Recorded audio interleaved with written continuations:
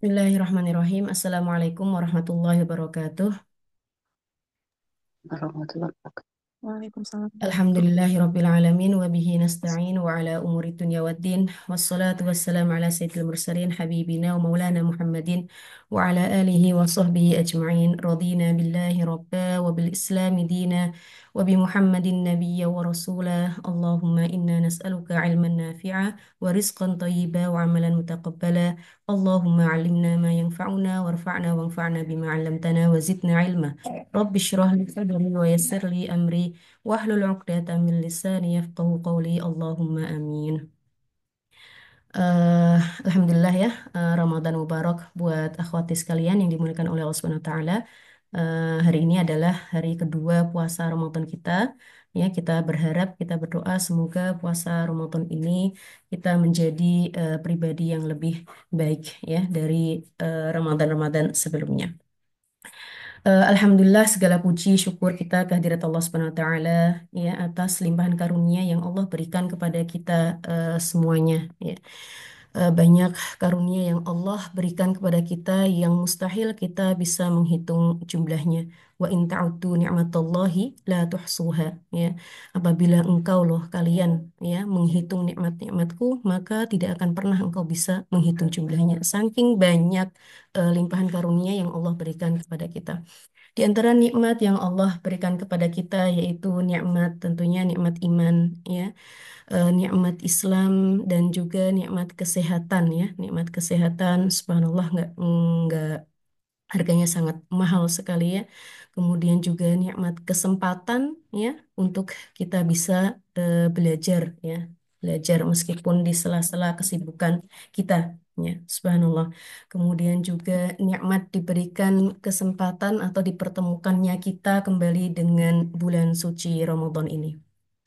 Salawat serta salam juga tak lupa kita aturkan kepada Nabi Muhammad SAW. Semoga senantiasa tercurahkan kepada beliau dan juga kepada keluarga beliau dan juga para sahabatnya dan juga para pengikutnya, termasuk kita ya sebagai umatnya yang mengikuti jalannya Sallallahu Alaihi Wasallam.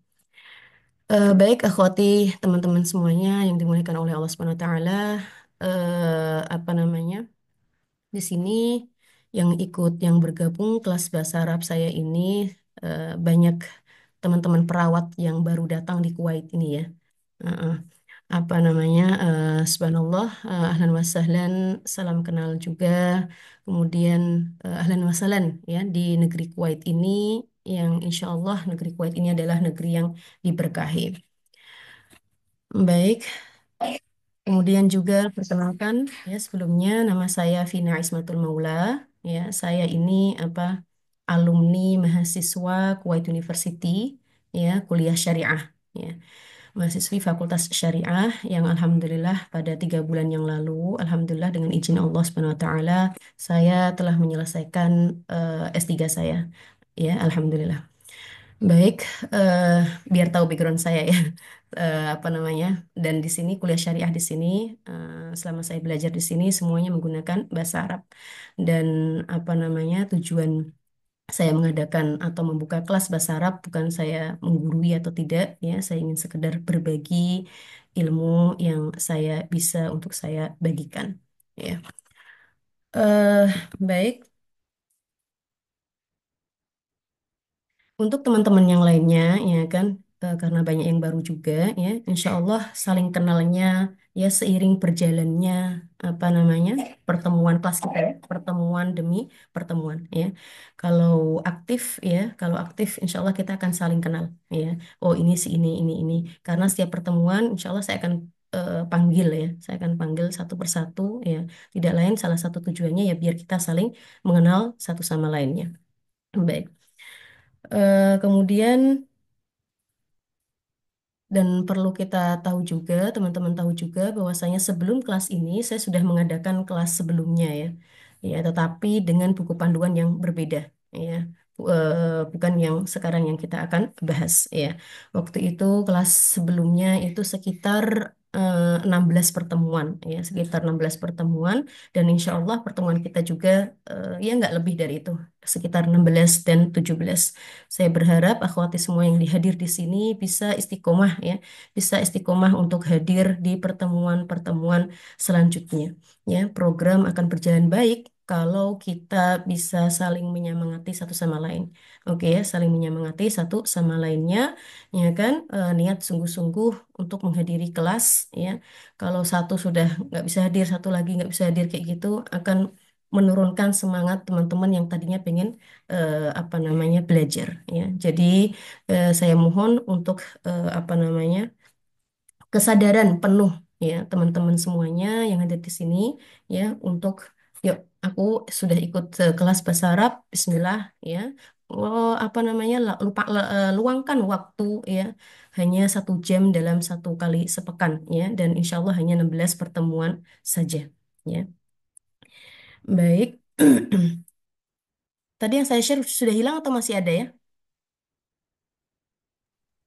Masih Masih ada ada, Ustaz. Ustazah. Masih ada. Masih Ustazah. Kok malah saya nggak bisa lihat? Saya stop share lagi, maaf.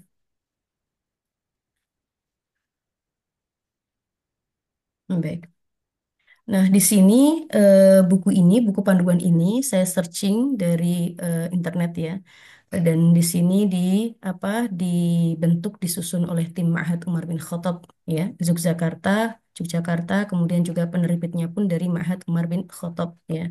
Semoga Allah Ta'ala memberkahi apa yang mereka usahakan dan melimpahkan pahala dengan limpahan kebaikan. Baik. Tujuan saya juga mengadakan atau membuka kelas bahasa Arab ini ya, saya ingin nanti ya ini nggak gitu saja ya, karena kedepannya saya ingin membuka kelas yang memang dari buku dasarnya, buku aslinya. Kalau anak-anak pondok insya Allah nggak asing dengan namanya kitab Jurumiyah ya, kitab Jurumiyah. Saya pengen kita belajar kitab Jurumiyah itu, tapi sebelumnya ya kan, sebelum memasuki kitab Jurumiyah yang memang apa pakai bahasa Arab ya, dan barangkali memang gundul tulisannya ya, maka di sini saya pengen ada basicnya terlebih dahulu, ya kan, yang dengan memakai terjemahan terlebih dahulu. Oke ya. Jadi mohon untuk kita seriuskan niat kita dalam belajar bahasa Arab.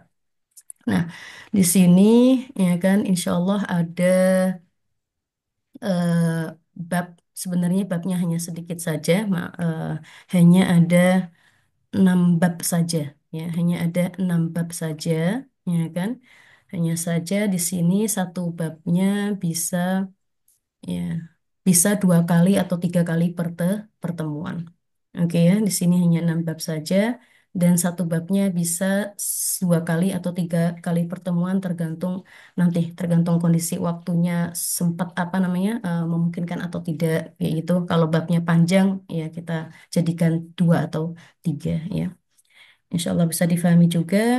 Kemudian akhwati sekalian yang dimuliakan oleh Allah Subhanahu wa taala, perlu kita ketahui bahwasanya bahasa Arab itu ya, ada sebagian ulama mengatakan bahwasanya bahasa Arab al-lughatul arabiyyah itu miftahul Islam ya. Belajar bahasa Arab itu adalah kunci untuk memahami agama Islam ya. Makanya apa namanya Umar bin Khattab, Khalifah Umar bin Khattab ya, mengatakan ta'allamu al-arabiyyah fa innaha min nisfi dinikum ya.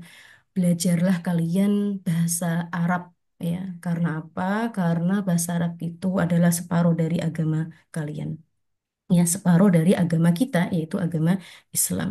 Dan seharusnya kita sebagai seorang muslimah yang beragama Muslim, agama kita Islam, ya, kita seharusnya termotivasi ya dengan untuk mempelajari bahasa Arab ini. Ya, di sini ya, subhanallah ya, Ibnu Katsir ya, ahli tafsir, ulama ahli tafsir mengatakan bahwasanya Al-Quran itu adalah ya, فلهذا أنزل أشرف الكتاب بأشرف اللغات يا على أشرف الرسل بسفارة أشرف الملائكة وكان ذلك في أشرف بقاء الأرض ya. Jadi yang artinya di sini Al-Quran itu adalah kitab yang paling mulia Ya. Kita ketahui bahwasanya Nabi Muhammad Allah Subhanahu wa taala menurunkan kitab-kitabnya ya. Jadi tidak hanya Al-Qur'an. Maka kalau kita apa namanya, insya Allah semuanya sudah hafal rukun iman ya. Salah satu di antara rukun iman adalah mempercayai atau iman kepada kitab-kitabnya Allah ya. Nah, kitab yang terakhir yang diturunkan oleh Allah Subhanahu wa taala kita semuanya sudah ketahui yaitu kitab Al-Qur'an ya, kitab Al-Qur'anul Karim, dan kitab ini adalah ya kitab yang paling mulia di antara kitab-kitab sebelumnya yang Allah turunkan. Oke, dan diturunkan dengan bahasa yang mulia ya. Kita semuanya tahu ya, kita semua tahu kalau Al-Qur'an itu ya menggunakan bahasa Arab. Ya, dan bahasa Arab berarti adalah bahasa yang sangat mulia atau yang paling mulia. Kemudian juga diajarkan pada Rasul yang paling mulia juga. Kita ketahui kitab-kitab sebelumnya diturunkan kepada nabi-nabi pilihannya, kepada nabi-nabi yang Allah kehendaki untuk mendapatkan kitab tersebut. Nah, adapun Al-Quran, ya, kitab yang paling mulia. Oke, dan diturunkan kepada manusia termulia. Ya, siapa lagi kalau bukan Nabi Muhammad Shallallahu Alaihi Wasallam. Oke, diajarkan pada Rasul yang paling mulia dan juga disampaikan oleh malaikat yang paling mulia juga. Ya, siapa malaikat yang termulia? Yaitu malaikat Jibril alaihi salam. Oke, kita ketahui bahwasanya Allah Ta'ala dalam menciptakan suatu makhluk, dalam menciptakan makhluk, ya, pasti ada yang namanya apa level-levelnya.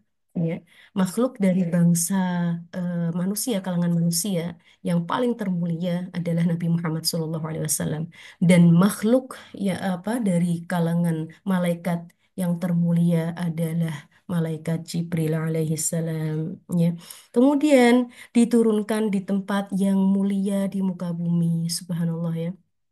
Al-Quran itu Nabi Muhammad kan asal dari Mekah ya, aslinya Mekah, lahir di Mekah, kemudian hijrah ke Madinah, dan disitulah ya Mekah dan Madinah ya dan sekitarnya itu Al-Quran ya diturunkan ya. Kalau kita apa namanya baca baca lagi eh, apa namanya tentang eh, turunnya Al-Quran ya, tentang turunnya Al-Quran. Subhanallah, Al-Quran itu diturunkan secara bertahap ya, dua metode, dua tahapan. Yang pertama adalah apa namanya turunnya Al-Quran secara duf'ah. Duf'ah itu apa? Ya, secara langsung seperti itu ya, langsung dari juz 1 sampai 30 ya kan. Dari mana? Dari Lauhil Mahfud, ya, di atas langit ketujuh dari Lauhil Mahfud hingga langit yang pertama. Langit pertama itu yang kita lihat yaitu langit dunia, ya, sama dunia, langit dunia. Itu Al-Qur'an diturunkan secara duf'ah, ya. Kapan itu diturunkan secara duf'ahnya kapan? Yaitu di bulan yang sangat mulia, yaitu yang bulan yang sekarang kita jumpai yaitu bulan Ramadan, ya, bulan Ramadan. Inna anzalnahu fi lailatul qadar, tepatnya di Lailatul Qadar, malam Qadar ya, dan malam Qadar kita ketahui berada di bulan Ramadan ya. Setelah itu tahapannya setelah duf'ah tadi kemudian diturunkan ke muka bumi ya melalui malaikat Jibril alaihissalam tadi ya, makhluk apa dari kalangan malaikat yang termulia. Kepada siapa? Kepada manusia yang termulia yaitu Nabi Muhammad SAW di tempat yang mulia juga, Masjidil Haram di Mekkah Mukarramah, di Madinah Munawwarah ya dan sekitarnya. Oke, selama bertahap, selama apa? Secara atau selama bertahap. Kalau tadi dari Lauhil Mahfud hingga langit ke dunia secara oke, secara duf'ah kita bilangnya. Adapun dari langit pertama menuju ke bumi sampai ke bumi itu secara bertahap selama Rasulullah SAW mengemban amanah risalahnya, yaitu selama kurang lebih 23 tahun ya. Ada keadaan apa turun ya, ada pertanyaan apa turun ya. Seperti itu ya. Jadi tidak brek ya yang tahapan kedua. Mudah-mudahan bisa difahami ya.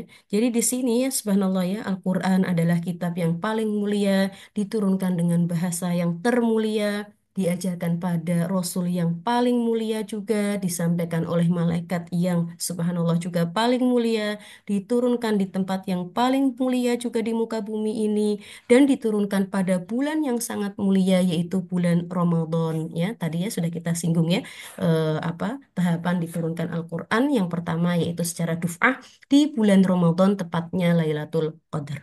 Ya, dari berbagai sisi itu kita bisa menilai ya bagaimanakah mulianya kitab suci Al-Quran dan kita sebagai umatnya Nabi Muhammad kita harus proud ya, bangga ya terhadap agama ini. Alhamdulillah ya, bangga terhadap agama ini, terhadap apa namanya kita menjadi umat Nabi Muhammad, Nabi yang termulia, kitab kita yaitu Al-Quran kitab termulia dan kitab Al-Quran itu berbahasakan bahasa Arab bahasa yang mulia ya, jadi tidak akan pernah rugi ya siapapun ya di antara umat Nabi Muhammad SAW yang mempelajari bahasa Arab ya tidak akan pernah rugi ya, ya karena apa tadi ya karena bahasa Arab itu adalah bahasa yang penting dan bahasa termulia dari bahasa-bahasa lainnya. Kemudian juga dalam memahami agama kita, agama Islam itu dibutuhkan kunci dan kuncinya itu adalah belajar bahasa Arab salah satunya. Oke ya. Apa kalau misalnya ada mohon maaf ada ahli tafsir atau apa tetapi dia tidak paham bahasa Arab ya itu dipertanyakan ya dipertanyakan keahliannya ya karena nggak mungkin ya seorang ahli tafsir atau ahli fikih ya ulama-ulama terdahulu ya pasti memahami atau menguasai ilmu bahasa Arab. Eh, Mudah-mudahan bisa difahami ya. Nah, akhwati sekalian yang dimuliakan oleh Allah Subhanahu wa taala. Baik, di sini yang bab pertama di sini ini hanya pengantar saja ya. Pengantar saja. Nanti kita lihat waktunya sampai 10 kurang seperempat ya. Sampai mana kita kita berhenti di situ. Baik, langsung saja ke bab pertama yaitu materi pengantar. Di sini disebutkan pengertian nahwu dan sorof ya. Apabila ada yang apa, ada yang baru mendengar istilah nahwu dan sorof ya. Nahwu dan sorof ini adalah bagian dari bahasa Arab ya. Tepatnya nahwu dan sorof ini tepatnya mempelajari grammar atau kaidah-kaidah ilmu bahasa Arab. Oke ya. Kaidah-kaidah ilmu bahasa Arab. Ya, tujuannya belajar bahasa Arab di sini yang apa saya buka ini, kenapa kita mempelajari nahwu dan sorof ini? Karena saya pengen teman-teman di sini paham apa yang kita baca ketika kita sholat. Ya, ketika kita melafalkan Allahu Akbar, kita paham Allahu Akbar itu artinya apa? Kemudian kedudukannya Allahu Akbar itu sebagai seperti apa. Kemudian ketika kita membaca surat Al-Fatihah yang merupakan eh, rukun sholat ya. Maaf sebentar ya.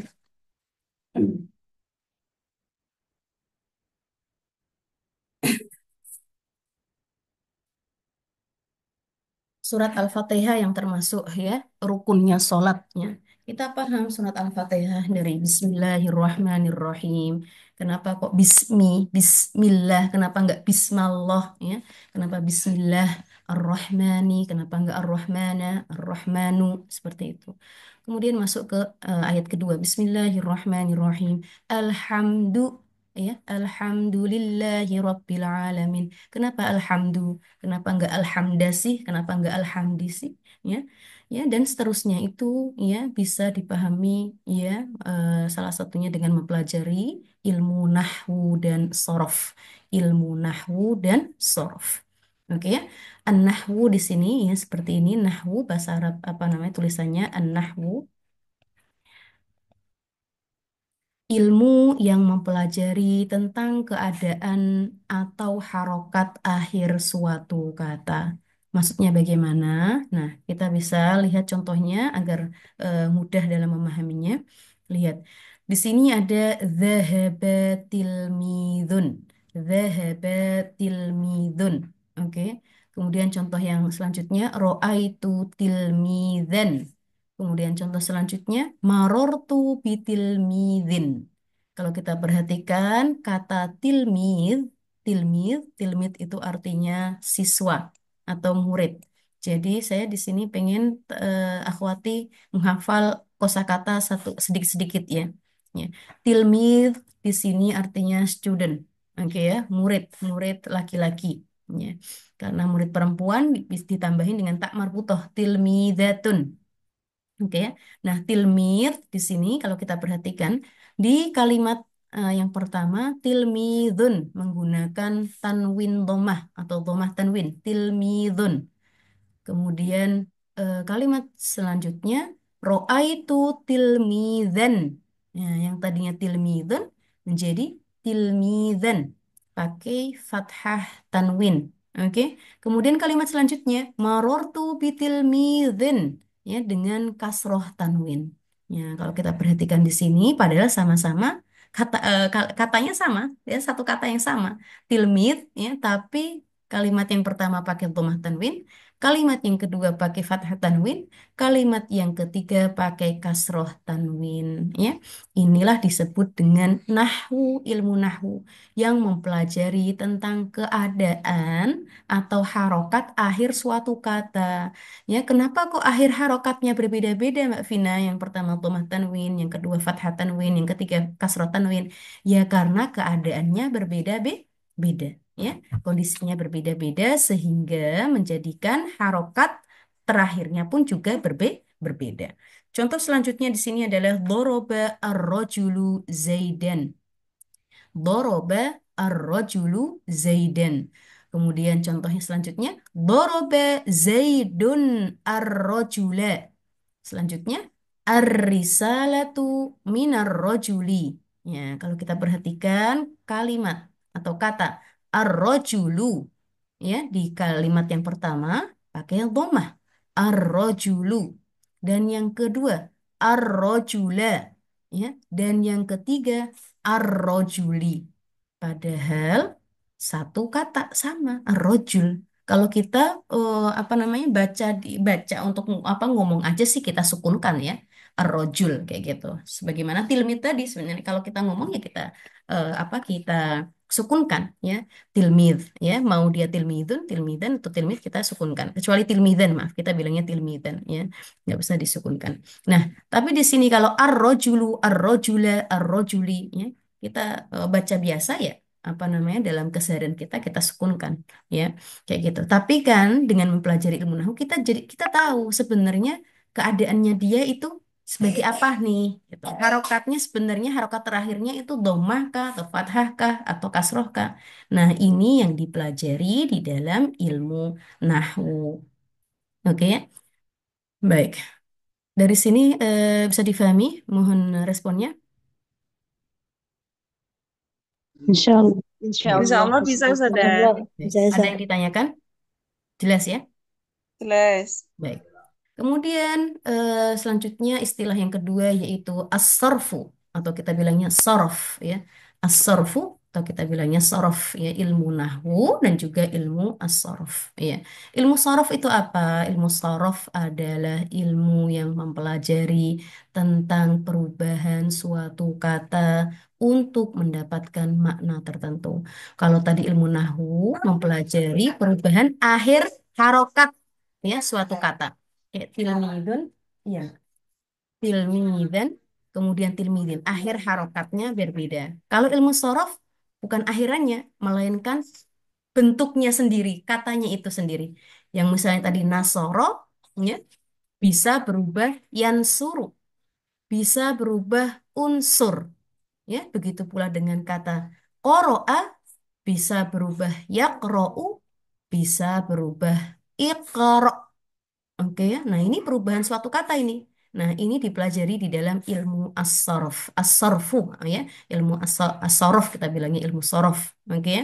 Nah dari nasoro juga bisa nanti bisa berubah lagi. Bisa dari nasoro, nasoro, bisa nasoru, nasorot, nasorota, ya, dan lain sebagainya. Yang suruh juga seperti itu. Yansuru, yansuroni, yansuruna, ya, tansurina, ya maaf tansuru, tansuroni dan dan sebagainya. Begitu pula dengan unsur ya, unsuro ya. Nah, ilmu yang mempelajari tentang perubahan suatu kata ini ya dari bentuk ke bentuk ya. itu ya dipahami di dalam ilmu as-sorof. Meskipun sebenarnya ilmu an-nahwu sama ilmu sorof itu kalau dicermati sebenarnya ilmu yang mustaqil lah, ilmu yang independen sebenarnya, tetapi saling berkaitan ya. Ilmu nahwu dan ilmu sorof ini saling berkaitan, best friend, plok, harus harus apa namanya harus bisa ini, harus satu sejalan nahwu dan sorof ini. Ya, baik. Insya Allah kita akan pahami setelah kita belajar apa namanya bab-bab selanjutnya. Baik. Kemudian kita mengenal kalimah dan jumlah mufidah.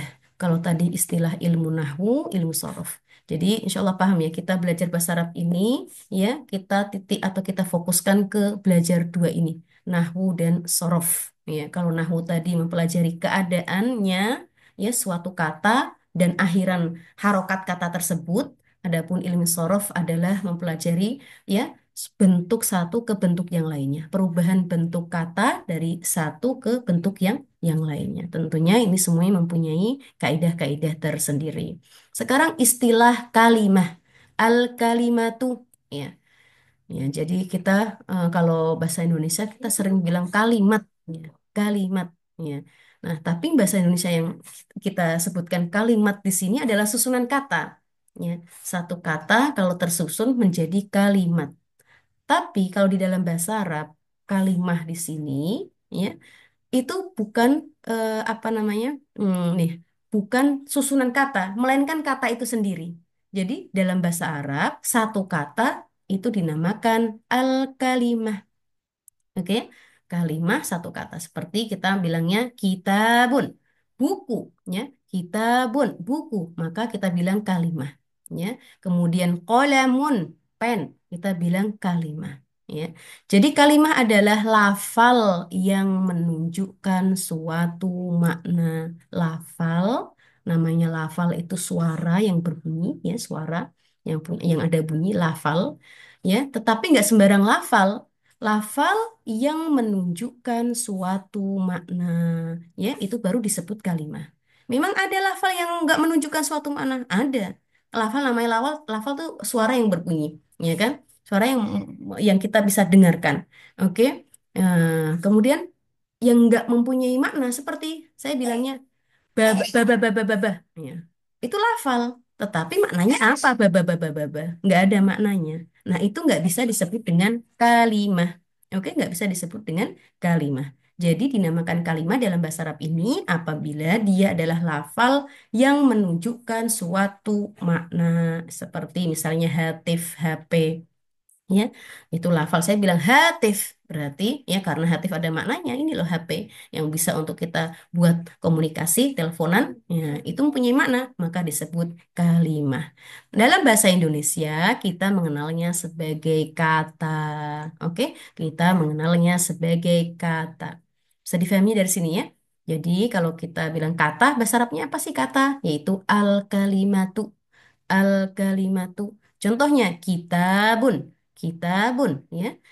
Kita melafalkan kitabun dan kitab ada artinya yaitu buku. Oke. Kemudian kata min ya. Kita melafalkan min ada suaranya ya dan ada artinya yaitu dari. Oke, min dari ya. Kemudian kata ba ya kita melafalkan kata ba ya. Ada suaranya dan ada artinya menulis. Qoriun. Qoriun ya, ada suaranya dan ada lafalnya, pengucapannya dan juga ada maknanya yaitu pembaca. Kita sering kan qori itu pembaca. Qoriul Quran berarti pembaca Al-Quran. Ya, ini kosakata ini mohon dihafal pelan-pelan ya. Kitabun kitab katabah menulis min dari qoriun pembaca al-kalimatu artinya kata dan yang tadi misalnya tilmidun siswa atau murid. Ar-rojulu laki-laki, ar-rojulu laki-laki, nasoro, nasoro artinya memenangkan, qoro'a artinya membaca ya. Sedikit-sedikit mohon dihafalkan. Ya. Baik, nah kalimah, nah setiap kata ini baik kitabun, kataba, min, qoriun, ya. Dan masih banyak sekali ya, banyak sekali kata-kata dalam bahasa Arab ya, atau kalimat dalam bahasa Arab. Nah, semua itu nggak lepas dari tiga macam. Ya, seluruhnya itu seluruh kalimat dalam bahasa Arab nggak lepas dari tiga macam. Tiga macamnya apa itu? Tiga macamnya. Yang pertama adalah isim. Oke ya. Apa akhwat? Kita bilang yuk, isim. Isim. Isim yang pertama ya. Saya meminta untuk di print halaman demi halaman ya. Kalau syukur-syukur kalau satu satu PDF bisa di print semuanya, kalau tidak sedikit demi sedikit apa halaman per halaman. Karena bisa dicoret-coret ya, bisa ditulis-tulis ya. Ilmu itu akan melekat apabila kita menuliskannya ya, melekat di otak kita apabila kita menuliskannya. Baik.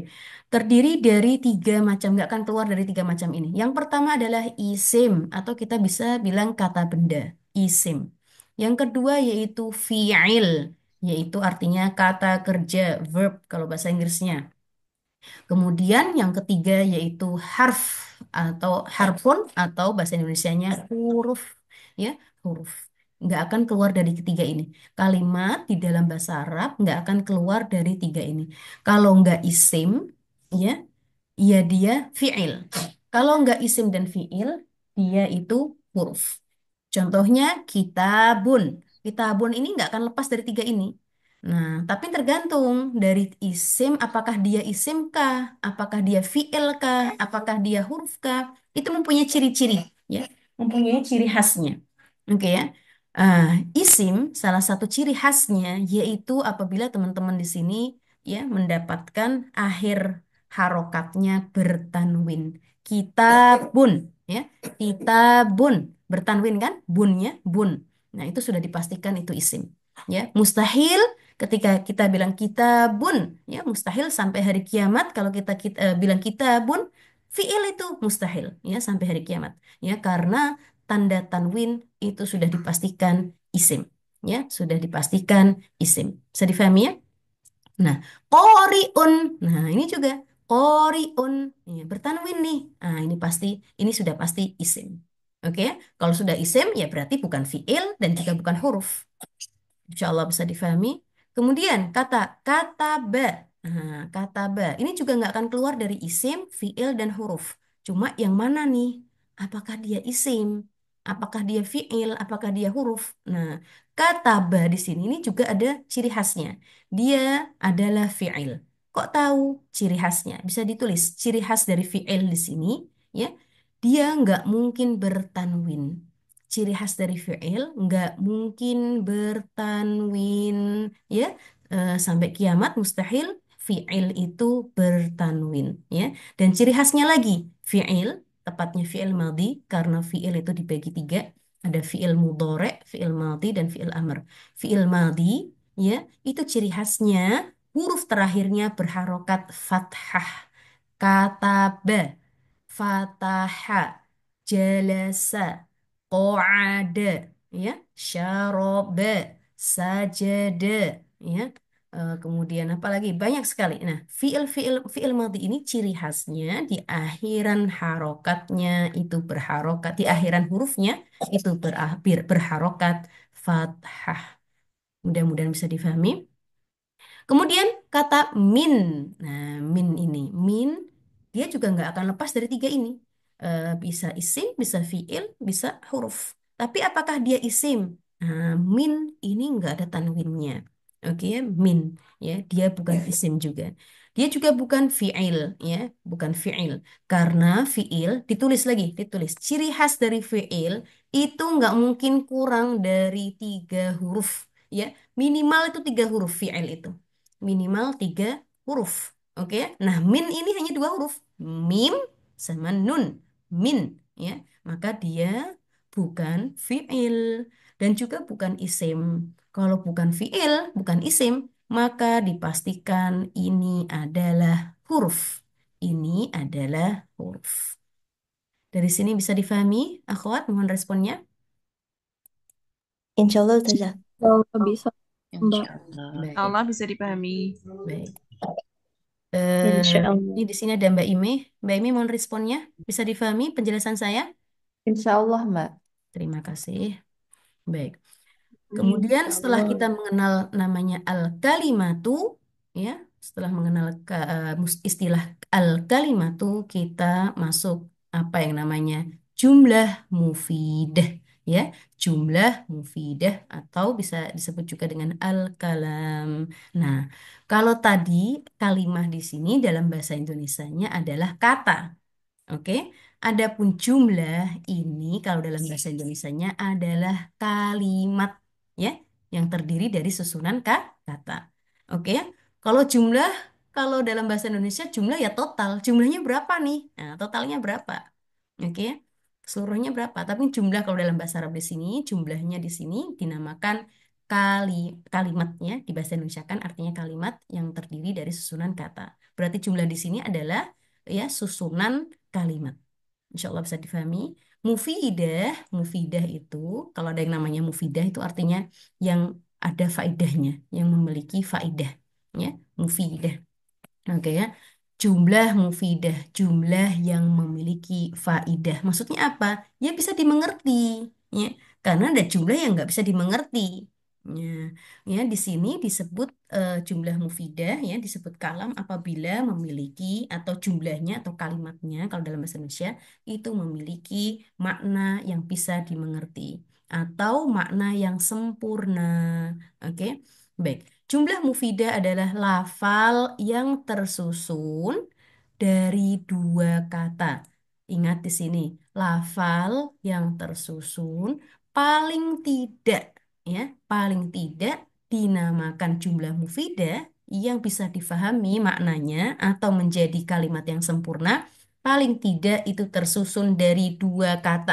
Itu minimal dua kata atau lebih, kalau lebih ahlan wa sahlan, mau tiga empat lima enam, apalagi kalau kita bikin cerita, ya kan, kan bisa apa namanya beberapa kata banyak gitu dalam satu paragraf sudah berapa kata sendiri, ya, tapi paling tidak susunannya itu terdiri dari dua kata, oke, atau lebih yang maknanya sempurna diucapkan dengan sengaja dan menggunakan bahasa Arab, ya, karena kita mempelajari bahasa Arab yang menggunakan bahasa Arab. Oke, diucapkannya juga dengan secara sengaja kita bilang misalnya Al-kitabu mufidun. Kitab itu loh, ya, apa namanya memiliki faidah, ya. Al-kitabu mufidun misalnya. Itu terdiri dari dua kata ucapan saya. Al-kitabu satu kata, mufidun dua kata, ya. Kalau cuma saya bilang Al-kitabu, dia belum bisa dinamakan jumlah mufidah, ya. Kenapa kitabnya, ya, atau saya bilangnya cuma min, dari, apalagi ya huruf aja yang saya sebut min dari, mana bisa, nggak sempurna sama sekali, oke. Atau kita bilang qoriun, ya, pembaca. Ada apa nih dengan si pembaca ini? Kenapa dengan si pembaca ini? Lagi apa si pembaca ini? Maka untuk menjadi jumlah mufidah itu harus ya paling tidak tersusun dari dua kata. Mudah-mudahan bisa difahami. Ya, dalam bahasa Indonesia kita mengenalnya sebagai kalimat sempurna. Ya. Oke, oke saya. Kalimat sempurna. Baik. Nah, ini diberi contoh nih. Oke saya. Aliyun maridun. Nah, Aliyun maridun. Baik, biar bisa aktif, coba Mbak Sumayyah mau apa namanya bicara sebentar. Mbak Sumayyah, ada Mbak Sumayyah di sini? Baik. Iya, Ustadz. Oke, tadi sudah saya Ustadz. singgung ya. Apa singgung sebentar, ciri dari isim adalah tadi ya, seperti tadi kitabun. Kira-kira nih, kalau saya bilang aliyun, kira-kira dia isim kah, fiil kah, atau huruf kah? Ali Aliyun, Al-Kamsiyun. ya, aliyun, lihat, ya, nggak usah tahu artinya dulu. Kata ya, yang jelas Ya. ketika mendengar aliyun, tulisannya ini bertanwin. Kira-kira nih dia isim kah, fiil kah, atau huruf kah? Hmm, Isim. Isim, Soal ahsanti, isim. Oke ya, nggak usah ragu-ragu nih, ya, nggak usah isim. ragu-ragu. Isim atau fiil, nggak usah ragu-ragu. Setiap kita mendapatkan atau mendengar kata yang bertanwin atau udah dituliskan ini, ada bertuliskan tanwin, langsung kita bilang isim. Oke? Isim. Aliyun, ya, isim. Ya, Aliyun artinya di sini nama orang yang bernama Ali. Oke? Nah, dan bisa ditulis seluruh nama kita ini semuanya adalah isim. Oke? Kita semuanya, kita ini nih, ya Vina lah, ya Sumaya lah, ya Ime lah, ya Arum lah, ya Fitri lah, yang Fitra ya, dan semuanya ini semuanya isim. Oke? Seluruh nama-nama orang, nama apa aja itu isim bisa ditulis. Oke ya? Cluenya. Baik. Masih Mbak Sumaya. Maridon. Ketika saya bilang maridon, nah, Mbak Sumaya ngelihat ada tanwin nggak? Maridun. Halo? Tolong di unmute. Ada tan Maridun. ya, Maridun. ada tanwinnya nggak? eh, Kayak tanwin. Maridun. Dun. Ini tulisannya lihat maridun. Aliyun, Maridun. Ada tanwin nggak? Ada Ustazah. Enggak. Ya, ada. Berarti dia apa? Isim kah, fiil kah, huruf kah? Isim. Isim. Oke ya? Ahsantum, ahsantum. Ya, Aliyun maridun. Nah, ini kalau saya menghilangkan maridun hanya Ali saja, maka belum bisa dikatakan jumlah yang sempurna. Bisa difahami ya? Aliyun. Tiba-tiba saya bilang Aliyun. Kenapa alinya? Ngapain? Di mana? Ya, sedang apa? Apa namanya? Dan lain sebagainya. Harus ada sesuatunya setelah apa? Setelah Ali ini. Oke ya? Nah, kalau kita atau saya cuma bilang maridun, tiba-tiba saya bilang maridun, yang artinya memang sakit. Tapi siapa yang sakit? Oke, siapa yang sakit? Nggak menjadi kalimat sempurna kalau saya hanya bilang aliyun atau kalau saya hanya bilang maridun. Ya, dia menjadi sempurna kalau saya gabung aliyun maridun. Ali loh lagi sakit. Bisa difahami ya? Baik, terima kasih. Kemudian, Raza, iya. Mbak Vina boleh nanya? Maaf. Ini siapa? Maaf. Vini. Vini. Mbak Vini. Oke. Ya. Mbak Vina kan isim itu di sini sebutinnya kata benda. Mm-mm. Kalau sakit itu kan apa ya? Kata sifat. Kata Mm. sifat itu juga tetap masuk isim berarti ya? Iya. Atau juga Iya. harus kata benda? Iya. Mbak Vina, yang Ini penting tanwin. iya. Yang jelas yang penting tanwin. Karena isim itu banyak sekali macamnya. Yang jelas tanpa harus memperhatikan artinya dulu. Karena kita kan lagi belajar awal-awal nih. Tanpa saya kasih clue-nya, tanpa memperhatikan arti, ketika Mbak Vini dan teman-teman semuanya melihat kata itu bertanwin, sudah dipastikan itu isim. Oke ya? Karena mustahil ya fi'il itu bertanwin. Bisa difahami insya Allah ya. Dan apa namanya di sini kalau huruf ya, huruf nanti ada disebutkan di sini huruf itu apa ya. Dia huruf itu yang nggak punya ciri-ciri isim dan nggak punya ciri-ciri fi'il. Oke ya? Nah, kalau tadi kita sudah ketahui ciri-cirinya isim bertanwin, berarti dia sudah bukan huruf. Oke ya? Dari sini bisa difahami Mbak Vini? Ya, insya Allah. Baik. Ada Mbak Fitri di sini bisa difahami Mbak Fitri? Bisa Ya. Ustazah. Yang baik. Ada Mbak Anis bisa difahami Mbak Anis?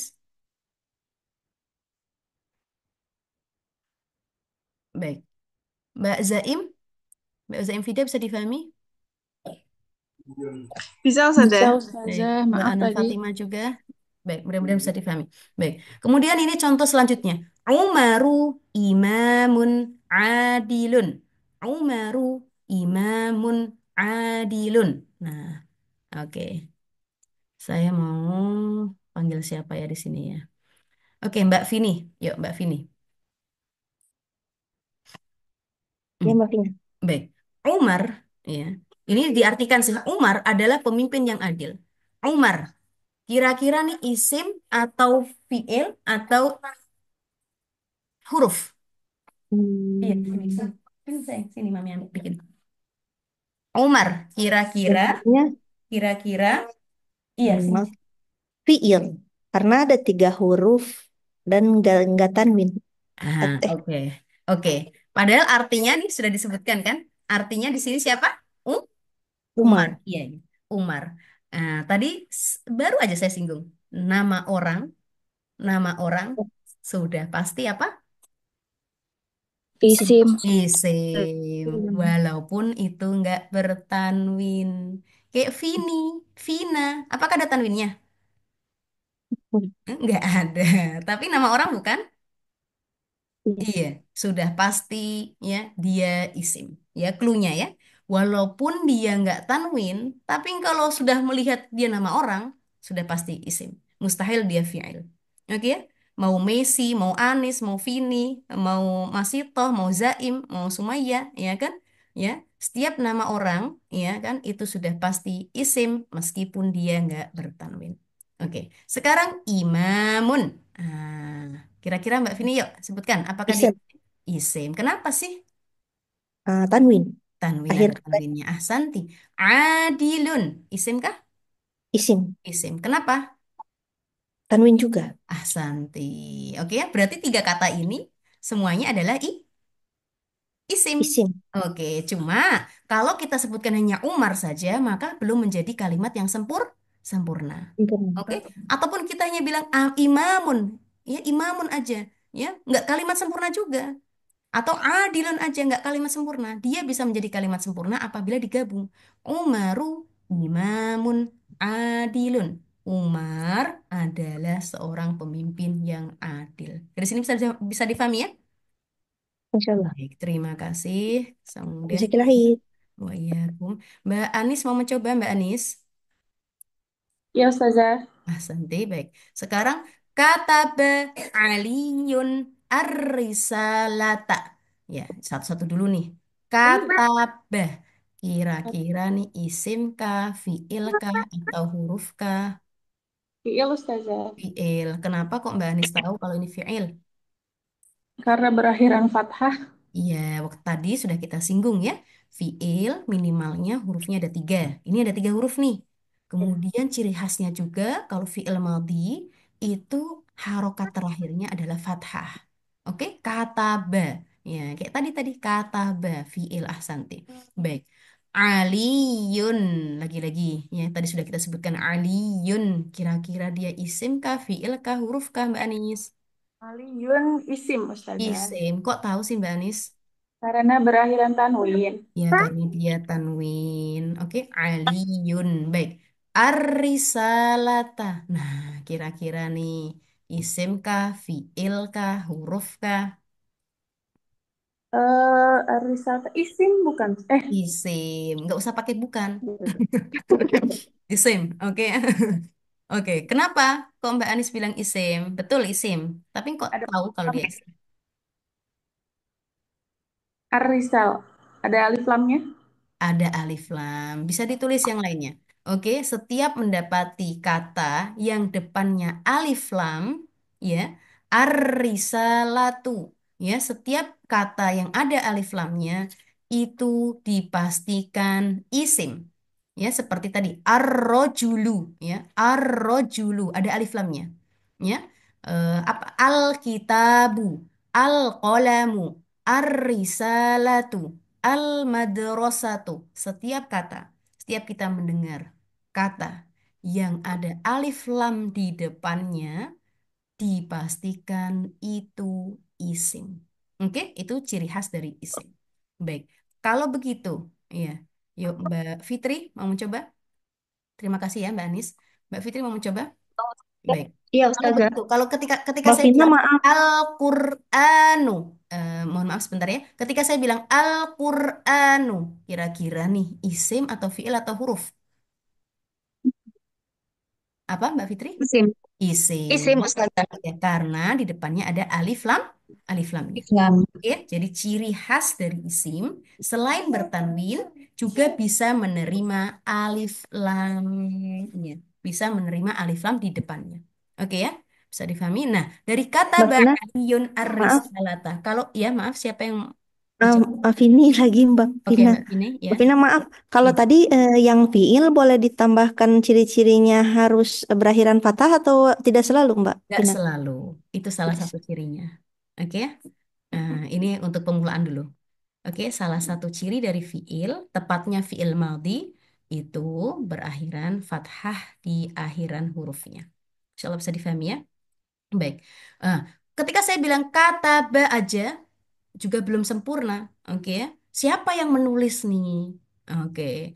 Kalau saya bilang kata ba Aliyun, ya nggak ada aris salahnya, sudah sebenarnya sudah menjadi kalimat yang sempurna. Ali telah menulis. Sempurna sih, ya sempurna. Cuma saya masih penasaran, apa sih yang ditulis Ali? Ya, baru ditambahin arisalata, surat. Ya, Ali loh telah menulis surat. Ya, jadi tadi sudah kita singgung, dia menjadi jumlah mufidah, paling tidak dia tersusun dari dua kata. Kalau mau lebih, ahlan wa sahlan untuk memperjelas. Bisa difahami ya? Kataba Aliyun ar-risalata. Begitupun yang tadi, Umaru imamun adilun.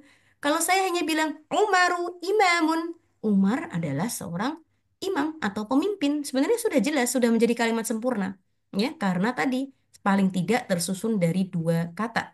Tapi saya mau ngasih tahu kalau Umar itu nggak hanya sekedar pemimpin, tapi dia adalah pemimpin yang adil, yang sungguh-sungguh adil. Oke? Atau bisa tambahin lagi, yang adil lah, yang pemberani lah, yang masya Allah lah, bisa ditambah-tambahin. Oke?